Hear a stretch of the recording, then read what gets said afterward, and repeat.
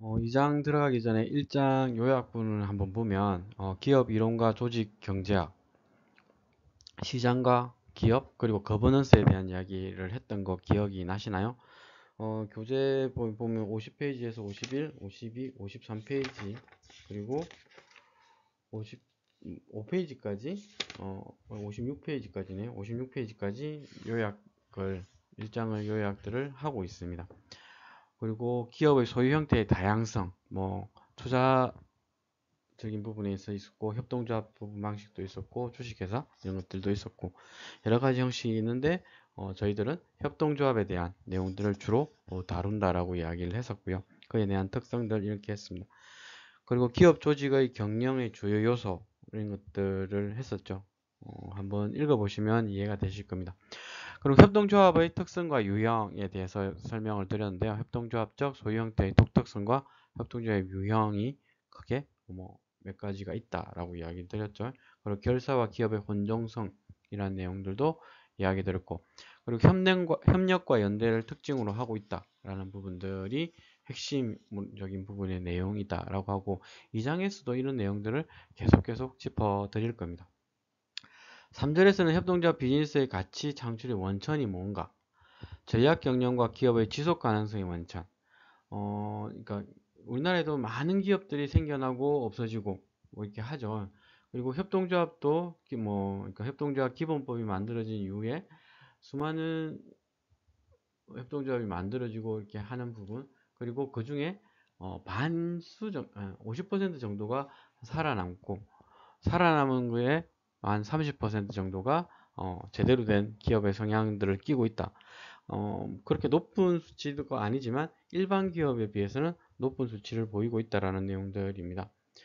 그래서 상대적으로 협상력이나 진입장 등을 지닌 산업에서의 기업의 포지셔닝이 중요하다. 그리고 협동조합적 소유 효과에 대한 이야기들을 조금 길게 이야기를 했습니다. 이 내용들은 하반기, 그러니까 2장에서도 구체적으로 계속 이야기될 부분이고요. 조합원 간의 협력과 연대, 그리고 협동조합 간의 협동과 연대, 이런 부분들이 소유 효과, 협력과 연대가 기본 베이스를 깔고 있다라는 이야기를 했고, 협동조합 경영의 주요 요소, 그리고 협동조합의 약점과 협동조합 경영의 함의, 이런 내용들을 배웠습니다. 그래서 그 내용들을 좀 참고하시고, 그러니까 너무 이것을 제 수업 방식에는 암기 부분은 없죠. 그러니까 이해할 수 있는 부분들을 가지고 진행했으면 좋겠다 라는 부분입니다.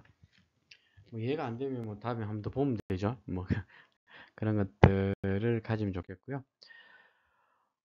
이번 시간에는 2장에서는 크게 전략과 조직에 관한 이론과 협동조합에 대한 적용에 대한 부분들, 그 속에서는 비즈니스 전략의 주요 요소와 전략 수립 과정, 기업 조직의 4가지 근본 과제와 최근 기업 조직의 특징, 그리고 세 번째 사업자 협동조합에서의 전략과 조직의 논의와 특수성에 대한 이야기들을 첫 번째 절에서 할 거고요. 두 번째 절에서는 협동조합 경쟁의 원천을 실현한 사례와 시사점, 그러니까 협동조합 소유 효과에 관련된 사례 이런 것들을 짚어보고 시사점도 체크할 거고요. 두 번째는 조합원 간의 협력과 연대 활용 사례, 그리고 세 번째는 협동조합 간 협력과 연대 활용 사례를 보면서 시사점까지 넘어가고, 그러니까 체크해 볼 거고요. 3절에서는 협동조합의 조직 확대 추구와 제약 조건에 대해서 한번 배워볼 겁니다. 협동조합의 규모와 확대, 집단들 의사결정 비용의 상충관계에 대한 거, 협동조합에서의 규모의 경제 및 범위의 경제, 실현을 어떻게 할 것인가, 그리고 요약과 생각해 볼 이렇게 할 것을 가져갈 볼 생각입니다. 크게 3가지의 질문을 던질 거예요. 첫 번째는 비즈니스 전략의 주요 구성 요소와 수립 과정은 무엇이고, 이를 투자자 소유기업과 다른 특성을 지닌 협동조합에 적용할 때 무엇을 수정할 것인지, 이러한 비즈니스 전략의 적용에 있어서 사업자 협동조합, 노동자 협동조합, 프리랜서 협동조합, 사회적 협동조합 유형 간의 차이는 없는지에 대해서 살펴보고, 협동조합의 특성과 유형을 바탕으로 협동조합에 적용 가능한 비즈니스 전략의 중요 구성 요소와 수립 과정을 정리해 보고자 합니다. 특히 사업자 협동조합의 특성에 대한 부분들을 한번 짚어보려고 하고 있습니다. 두 번째는 국내외 협동조합 중에서 비즈니스에 성공한 협동조합의 가치 창출 원천이 무엇이고 이는 투자자 소유기업의 가치 창출의 원천과 어떻게 다른지도 한번 비교해보고 협동조합 비즈니스 경쟁 우위의 일반적 세 가지 원칙을 발견하여 실현하는 데 성공한 국내의 사례도 한번 살펴보고 여기에는 협동조합적 소유 효과, 조합원 간 협력과 연대, 그리고 협동조합 간 협력과 연대를 각각 사례를 살펴보고 설립 초기 그리고 이후에 성공 모델을 보면서 시사점에 대한 것까지 한번 짚어보는 시간을 가질 거고요.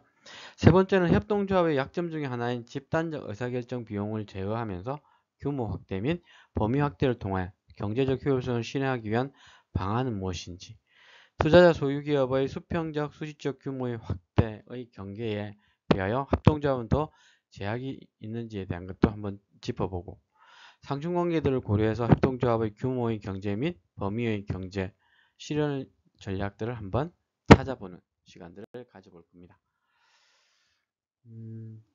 먼저 전략과 조직에 관한 이론과 협동조합의 적용에 대한 부분입니다. 이제 기대가 조금씩 되시죠? 사례로 이렇게 넘어가다 보니까, 그러니까 그 후에 대한 구체적인 내용들을 한번 짚어볼 수 있다라는 부분까지 보면 좋겠습니다. 첫 번째, 비즈니스 전략의 주요 요소와 전략 수립 과정에 대해서 한번 살펴보면, 한 기업의 비즈니스 전략은 기업이 종사하려고 하는 비즈니스 종류, 제공하려고 하는 제품 및 서비스, 타겟 고객, 사업장의 위치, 그리고 이러한 비즈니스 계획을 실현하기 위해 필요한 활동들을 모두 기업 내부에서 수행할 것인지 아니면 일부를 외부에 조달할 것인지 등에 대한 일련의 선택을 하게 됩니다. 비즈니스 전략의 주요 요소를 보면 첫 번째는 비즈니스 목표입니다. 비즈니스 목표는 측정 가능해야 되고요. 두 번째는 비즈니스의 범위, 이 또한 제품 및 서비스, 고객, 공급자, 비즈니스의 지리적 범위, 기술, 아웃소싱의 범위 이런 것까지가 비즈니스 범위를 이야기하고요. 경쟁 우위, 세 번째는 경쟁 우위부입니다. 그의 원천은 과연 뭔지도 한번 체크해 볼 필요가 있고 네 번째는 로직입니다. 목표, 범위, 경쟁 우위의 정합성, 환경, 전략, 조직의 정합성 이런 것들을 체크해야 되는데요. 이것을 하나씩 짚어보면 첫 번째 요소는 비즈니스 목표를 명확히 설정하는 것이 무엇보다 중요하다 할 것입니다. 투자자 소유기업은 통상 고객 만족을 통한 주주가치의 극대화 혹은 이윤 극대화로 명시되어 있다고 할 수 있습니다. 하지만 노동자 협동조합은 질 좋은 고용의 유지와 확대를 목표로 설정하고 있고 프리랜서들의 협동조합은 프리랜서 조합원의 안정적 일감 확보와 협력적 일의 수행을 통한 직업적 안정성을 목표로 설정하고 있습니다. 그러니까 누가 모였느냐에 따라서 그러니까 그거에 대한 목표는 달라질 수 있는 거죠. 목표를 추상적이고 애매하게 서술하며 목표의 달성을 평가할 수 있는 적절한 측정 수단을 마련하기가 용이하지 않기 때문에 목표를 명확히 설정할 필요가 있습니다. 측정 가능한 형태로 고민할 필요가 있다라는 부분이고요. 대부분의 투자자 소유기업의 목표는 주주 가치의 극대화임에도 미션 성명서를 통하여 다양한 이해관계자를 포함하여 애매하게 표현한 측면이 있지만 대표적이죠. 삼성 지금은 조금 달라지만 그때 당시에 광고에 가족을 강조하는 또 하나의 가족 이런 이야기들을 많이 했죠. 협동조합의 목표와 미션은 조합원의 애로 요인, 그러니까 문제 해결과 사회적 가치 실현을 포함하며 보다 명확하게 명료하게 정립할 필요가 있다.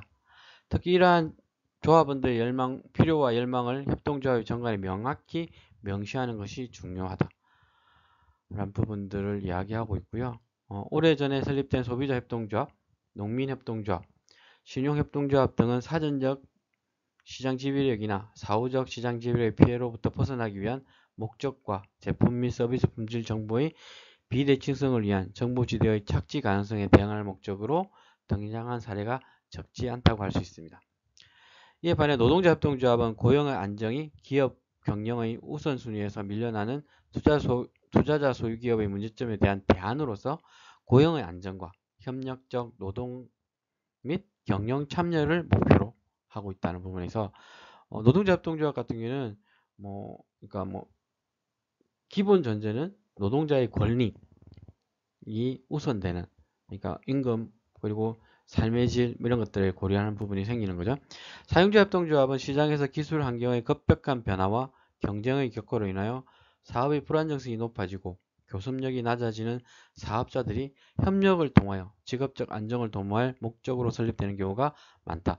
그러면 아까 노동자 협동조합에 비해서 사용자 협동조합, 사업자 협동조합은 그러니까 사업 환경의 개선 아니면 내가 사업하는데 유리한 요건, 공동 구매를 할 수도 있는 거고 이런 것들이 포함되겠죠.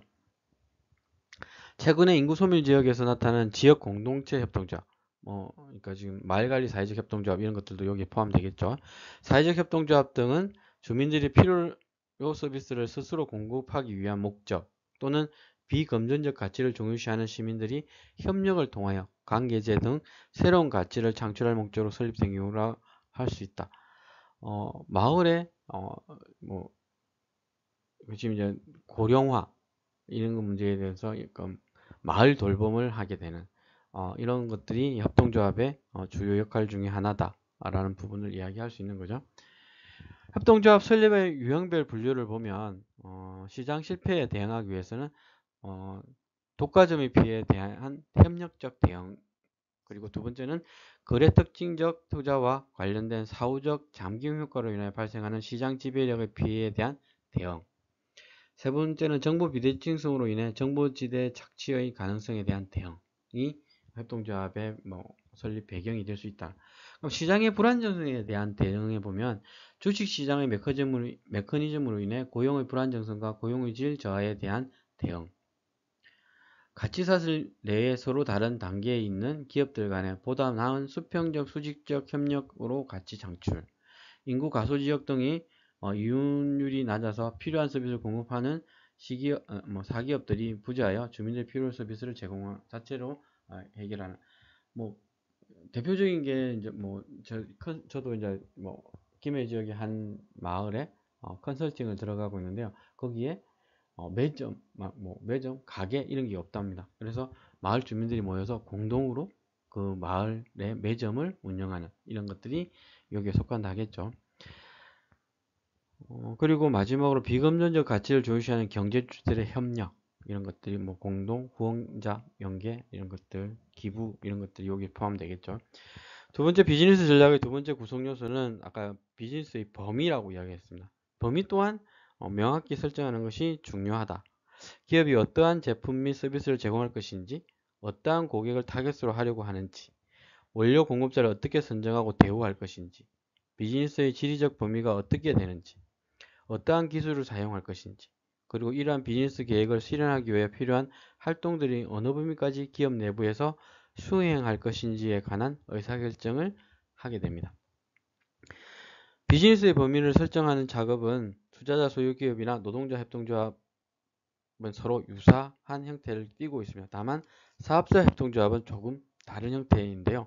사업자 협동조합의 경우 조합원이 원료 공급자이면 원료 공급자가 사업자 협동조합 비즈니스 목표의 범위 설정 주체로 전환되는 반면에 사업자 협동조합의 조합원이 협동조합에 제공하는 서비스, 제품과 서비스를 구매자라고 한다면 구매자가 비즈니스 목표의 범위 설정. 그러니까 협동조합의 내용의 구성원에 따라서 내용이 범위도 달라질 수 있다라는 부분들을 이야기하고 있는 겁니다.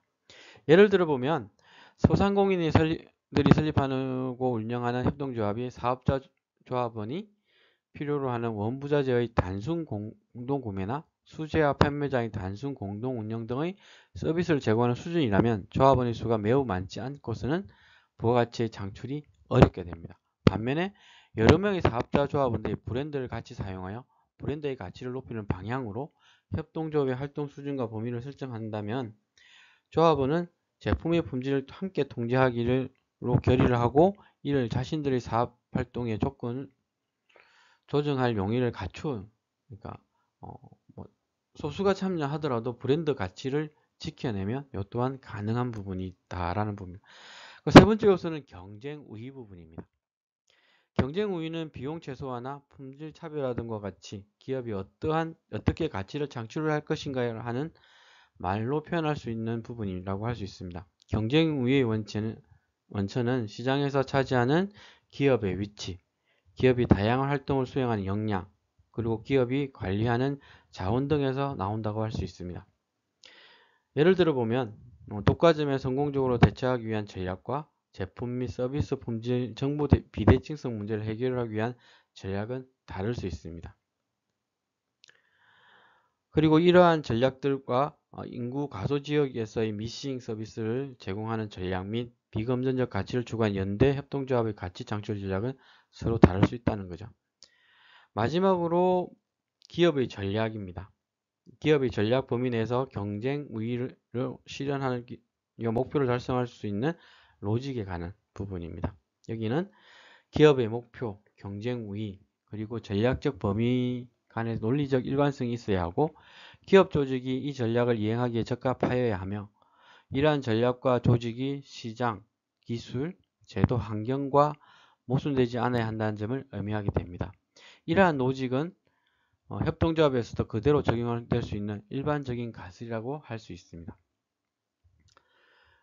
이어서 비즈니스 전략의 역할과 수립 과정에 대해서 한번 살펴보면 전략은 조직의 구성원들이 비즈니스의 목표를 달성하기 위하여 어떠한 행동을 해야 하는지를 알려주는 역할을 수행하게 됩니다. 근본적으로 제품 디자인, 마케팅, 조달, 제조 등 기업 조직의 여러 팀 같은 경우 의사결정의 조정을 촉진시켜주는 역할과 기업 조직 구성원들에게 행동의 동기를 부여해주는 역할들을 하게 된다고 볼 수 있습니다. 기업 조직의 규모가 커져서 기업의 목표 달성에 필요한 모든 정보를 가공하여 기업 내부에 소통시키는 비용이 커지면 중앙의 조정 역할이 중요하게 설정되게 됩니다. 만약 기업 조직 내 팀 혹은 부문 간의 상호작용이 매우 중요하고 한번 취한 행동이나 결정을 뒤집기가 매우 어려운 상황에서는 중앙의 조정 역할이 해당하는 전략이 더욱 중요해요. 그래서 뭐 그룹 단위에서 전략기획실 이런 것들을 만들어서 하는 것 중에 하나가 그런 거죠. 뭐 협동조합도 마찬가지로 이런 것들을 시너지 효과를 내기 위해서 어떻게 배치하는가에 대한 전략은 무엇보다 중요하다고 할 수 있는 거죠. 특히 이용자 협동조합에서는 비즈니스 전략을 종업원들 뿐만이 아니라 종업원이 협동조합의 목표에 조응하여 협력 행동하도록 유도하는 역할들을 하게 됩니다. 노동자 협동조합에서는 조합원이 이러한 전략의 수립 과정에 참여하는 주체라는 점에서 이러한 전략을 노동자 조합원이 더 잘 이해하고 내면화하여 실천하는 데 보다 유리하다고 할 수 있는 거죠. 전략 수립 과정을 한번 살펴보면 소기업들에게 전략은 복잡하지 않고 최고 경영자는 전략과 관련된 측면에서 잘 알고 있고 종업원들의 행동을 직관적으로 모니터할 수 있는 위치에 있기 때문입니다. 그러니까 관찰할 수 있는 부분이 대상이 많지 않다는 거죠. 자리가 잡힌 기업들에서 전략의 수립 과정과 달리 스타트업의 경우에는 전략 수립 과정은 기업 창업자가 시장 환경, 경쟁자, 자본 등 자원 제공자의 선호에 대하여 알아가면서 매우 빠르게 진화할 수 있는 특징을 가지고 신속한 대처가 가능해지는 거죠. 그리고 스타트업 기업들은 보유하고 있는 자원이 부족하여 하고 자신의 잠재력이 시장 요구를 충족시킬 수 있는지에 대한 불확실성 때문에 서로 다른 전략적 대안을 종종 실험하게 됩니다. 그러니까 A라는 모델이 주 그건데 혹시나 라는 마음에 B, C도 준비를 하고 있는 이런 것들이 있는 거죠. 반면에 자리가 잡힌 투자자 소유기업에서의 전략 수립 과정은 조직 전체의 종업원들 사이에서 퍼져 있는 작은 아이디어나 작은 추진 노력으로부터 시작하는 것이 바람직한 것으로 평가됩니다. 그러니까 하부로부터 올라가는 것들을 이야기하고 있는 거죠. 또한 자리가 잡힌 기업은 환경의 변화에 따라 전략도 변화해야 하고 기존 전략에 맞춰서 있는 조직 구성원들이 이를 강하게 주저하거나 거부하는 적응 실패의 문제도 나타날 수 있습니다. 그러니까 관료화된다는 부분이 이게 있는 거죠. 관료화에 대한 부분을 어떻게 그래서 조직이 변화되고 있죠. 팀제 예전에는 그러니까 서열 중심에 뭐 이렇게 있었다면 프로젝트 중심의 팀제로 운영되는 것들이 이기에 속할 수 있는 거죠. 그 자리가 잡힌 이용자 협동조합 기업에서의 전략 수립 과정은 종합은 종업원 뿐만이 아니라 조합원 리더들에 의해서 이루어져야 한다는 점이 강조될 필요가 있습니다. 두 번째는 기업 조직의 4가지 근본 과제와 최근 기업 조직의 특징을 한번 살펴보면, 조직의 요소는 조직의 구성원, 조직 설계, 조직의 루틴, 프로세스, 절차, 그리고 조직 문화 등 4가지로 구성되어 있다라고 이야기하고 있습니다. 협동조합의 조직 설계에서 협동조합의 약점들을 고려할 필요가 있고, 이 중에서 집단적 의사결정 비용에 대한 부분들, 이런 것들은 이후에 구체적으로 다시 체크해 보도록 하겠습니다. 조직의 구성원들이 수립된 비즈니스 전략을 수립하여 조직의 목표를 달성하도록 조직 구조를 설계하고 조직 문화를 구축할 필요가 있고, 모든 조직들은 조직 구조를 설계하고 조직 문화를 구축함에 있어서 조직 구성원의 이니셔티브, 구성원 간의 협력, 현존하는 전략을 통한 기회의 최대한 실용하는 활용, 그리고 새로운 기회에 대한 탐색 등 4가지 과제를 달성해야 하는 방향으로 이루어질 필요가 있습니다. 한 조직의 구성원이 열심히 일하고 동료들과 협력하여 일하는 길을 주저하지 않으며 지혜롭게 수립된 전략의 실천을 통하여 기회를 최대한 실현하며 새로운 기회에 대한 탐색도 주지 않는 조직이라면 단기적으로 조직의 목표를 달성할 뿐만 아니라 장기적으로 지속 가능한 조직이 될 수 있다라는 부분까지 이야기하고 있습니다. 화면에 있듯이 이니시티브와 조직 내 조직 간 협력에 대한 부분의 갈등, 활용과 탐색에 대한 갈등, 이런 것들을 이야기하고 있는데요. 첫 번째는 이니셔티브와 협력의 상충관계에 대한 부분입니다. 이니셔티브는 조직 구성원의 자신의 책임을 성실하고 정직하며 영리하게 수행하는 노력을 말하게 되는데, 협력은 자기 자신에게 주어진 책임의 수행과 관련된 행동보다는 조직 전체의 성공 또는 다른 조직 구성원의 이익에 기여하는 행동을 말합니다. 높은 수준의 이니시티브는 어떤 조직에서도 가치가 있다 할 수 있습니다. 예를 들어 보면 많은 장소에 지점을 보유하고 있는 기업은 유사한 지점 운영과 관련된 이슈에 직면하게 되는데, 만약 지점 매니저들이 모든 지점의 공통된 문제에 대해서 서로 다른 해결 방안을 가지고 있고 자신들의 경험을 공유하게 된다면 기업 전체가 큰 가치, 자산이 되는 거죠. 즉 이니시티브를 강조하다 보면 협력이 밀려나게 되고, 협력을 강조하다 보면 이니시티브가 밀려나는 이런 상황들이 연출되게 되죠.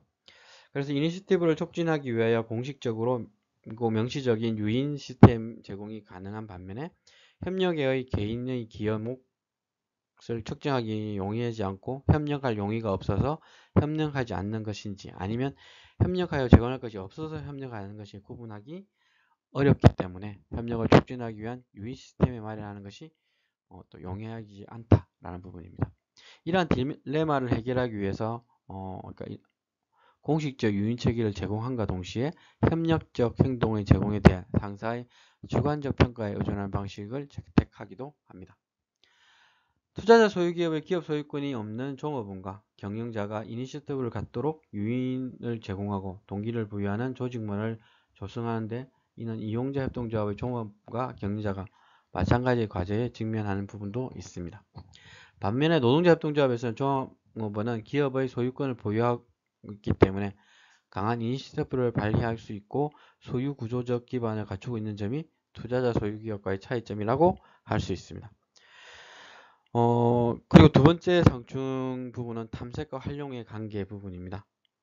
활용은 현재의 전략적, 조직적, 환경적 맥락에 내재한 기회를 실현하는 것이고, 탐색은 현재의 어젠다에 의해 새로운 기회를 찾는 것이라고 할 수 있습니다. 끊임없이 변하는 세상에서 활용할 뿐만 아니라 탐색도 매우 중요하게 됩니다.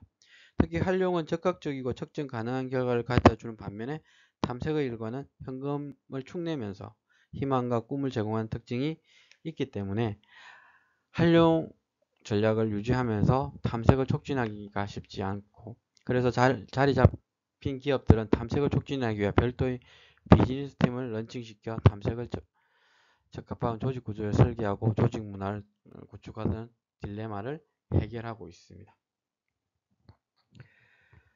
활용과 탐색의 동시 추구 과제는 협동조합의 지속 가능성을 위한 매우 중요하다고 할 수 있고, 이용자 협동조합에서는 새로운 기회의 탐색은 기존 조합원보다 새로운 조합원 혹은 잠재적 조합원에 대하여 선호하는 경향이 있다는 점에서 새로운 협동조합의 설립으로 실현될 가능성이 높다는 인식할 필요가 있습니다.